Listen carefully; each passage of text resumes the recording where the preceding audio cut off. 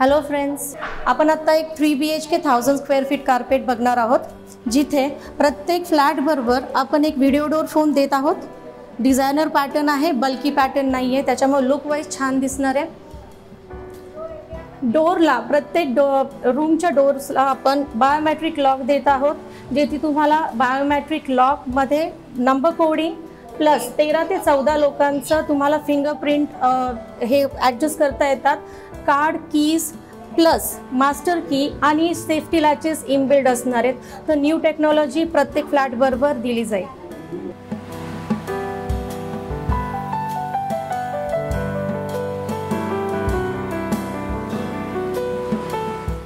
आपण आता आहोत आपल्या लिव्हिंग एरियामध्ये। लिव्हिंग एरिया आपण सेपरेट डायनिंग स्पेस देतोय। लिव्हिंगमध्येच डायनिंगचं कन्सेशन करत नाही आहोत। लिव्हिंगमध्ये 3 BHKचा जो लिव्हिंग एरिया आहे तो 17.5 बाय असा 11 येणार आहे। सो तुमचा TV unit opposite to your sitting area असतोय। लिव्हिंग बरोबर जो आपण बाल्कनी अटॅच देत आहोत, बाल्कनी आपली वन अबव दी अदर राहणार। So privacy is taken care of. Again जो माझा पहिला मुद्दा होता की आपण प्रायव्हसी कन्सर्न जो सगळीकडेच आता आहे मेजर कन्सर्न, तो मेंटेन राहतोय। So no window will be popping up out from above.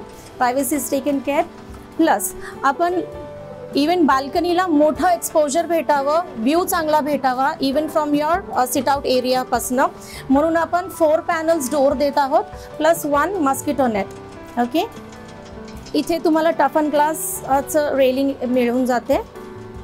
अँटीस्केट flooring असणार आहे। सर्व जे आपले बाल्कनीज असणार आहेत ते ईस्ट और वेस्ट फेसिंग आहेत। तो either you can enjoy your sunrise और सनसेट व्ह्यू।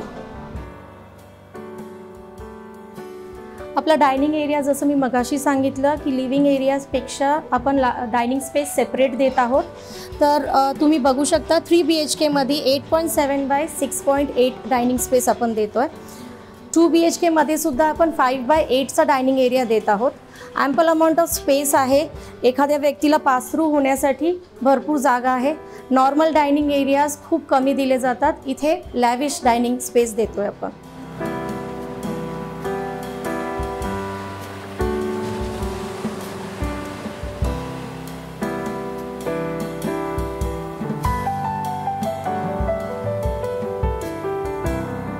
व्हिडिओ शेवटपर्यंत पहा आणि व्हिडिओ आवडला असेल तर चॅनलला सबस्क्राईब करा आणि व्हिडिओला लाईक करा। येऊयात किचनकडे। आपला किचनचा जो एंट्रन्स आपण देत आहोत तो मोठा एंट्रन्स देतोय। सो एक स्टोरूम टाईप जो लुक असतो किचनचा पारंपरिक, तो आपण चेंज करतोय थोडं लॅविश दिसण्यासाठी।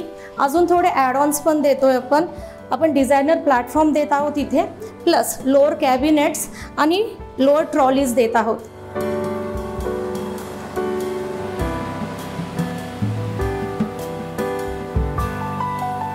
एक 3 BHKचा जो किचन साईज आहे तो 13/8.8चा भेटेल।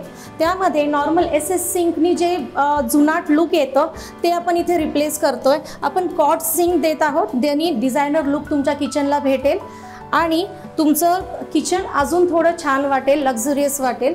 प्लस जे ड्राय बाल्कनीच्या नावाखाली आपण डेड स्पेस वाढवतो घरातली, ती ड्राय बाल्कनी आपण एन्क्लोजमध्ये देत आहोत।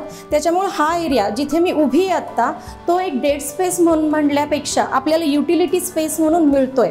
त्याच ठिकाणी आपण ड्राय बाल्कनी तुम्हाला डिझायनर प्लॅटफॉर्मचं एक पार्टिशन करून तुम्हाला ड्राय बाल्कनी म्हणजे तुमच्या मशीनसाठी एक व्यवस्थित जागा दिली जाते।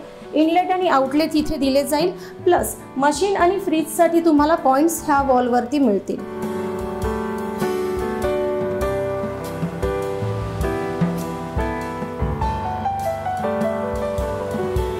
आपलं पहिलं कॉमन वॉशरूम, ओके, त्याच्यामध्ये आपलं जे साईज असणार आहे ते 8x4चं असेल। वॉशरूम साधारणतः जे फ्रेमिंग दिले जाते ते फक्त ग्रॅनाइटची फ्रेमिंग असते, जेणेकरून लिटरली तुमचे पाहुणे पण येणारे लगेच मेकआउट करतात की तुमचं बेडरूम कुठे आहे आणि वॉशरूम कुठे आहे, राईट। आपण थोडंसं हे देतोय, तर ट्विस्ट देतोय, तुमच्या बेडरूमच्या फ्रेमिंगला मॅच होणारं फ्रेमिंग तुमच्या वॉशरूमलाही देत आहोत, म्हणजे वूड प्लस ग्रॅनाइट देणार आहोत। वॉशरूममध्ये जर आपण पाहिलं,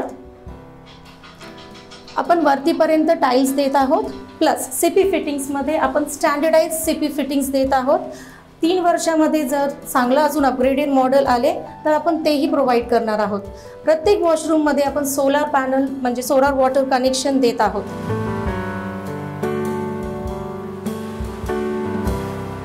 बेसिन जे नॉर्मली कॉमन वॉशरूममध्ये दिलं जातं ते आपण बाहेर देतोय. त्याच्यामुळे तुम्हाला टेबल टॉप सिंक पॅटर्न मिळतोय. स्टोरेज एरियाही मिळते भरपूर. प्लस आता जे पॅन्डेमिकमुळं प्रॉब्लेम येतो की सॅनिटायझर यूज नाही करायचं, तर प्रत्येक जणाला आपण वॉशरूम व्हिजिट का करायला लावं. आपलं बेसिन बाहेर आहे. Wash the hands and sanitise yourself. 3 BHKचं किड्स रूम आता जर पाहायला गेलं तर 9x10चे किड्स रूम एक स्टँडर्ड साईज आहे मार्केटची, right. What we are giving is 13x10 kids bedroom. जिथे 2 मुलं आहेत ज्या घरात, त्यांना कळतं की किड्स बेडरूमची मोठी साईज का हवी आहे. तर आपल्या किड्स बेडरूममध्ये आपण सामान ठेवून दाखवलंच आहे. तुम्ही स्वतः बघू शकता की जागा किती आहे ते.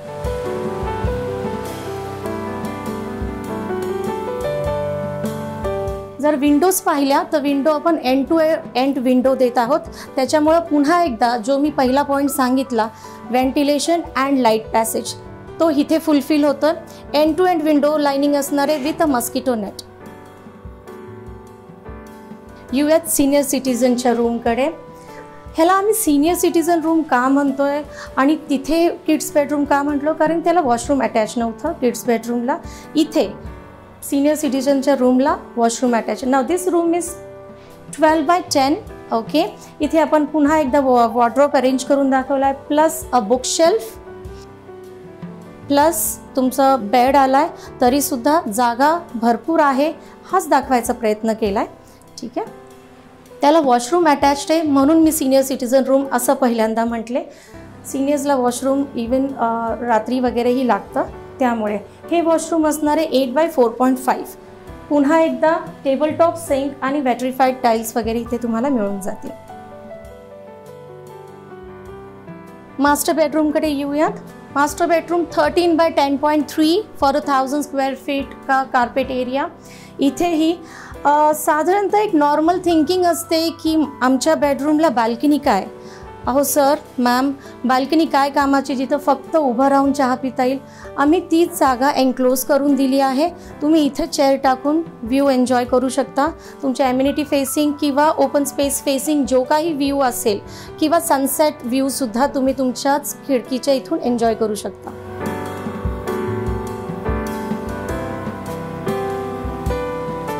मास्टर बेडरूमची जी वॉशरूम आपण अटॅच देतो तर 8x4.6 असणार आहे. इथे तुम्हाला वॅट्रिफाईड टाईल्स फिनिशचे वॉल्सवरती टाईल्स मिळतील. टेबल टॉप सिंक मिळतो आहे. प्लस खाली त्याच्यामुळे स्टोरेज एरिया मिळते. सो आपल्या नॉर्मल ॲक्सेसरीज वगैरे सफिशियंटली व्यवस्थित इथे ॲडजस्ट होऊन जातात आहेत. पुन्हा एकदा सोलर वॉटर कनेक्शन असणार आहे. CP फिटिंग्स आपले स्टँडर्डाइज्ड आहेत. एक्झॉस्टसाठी आपण प्रोव्हिजन देतो आहे. प्लस ड्राय आणि वेट एरिया आपण सेपरेट केला आहे.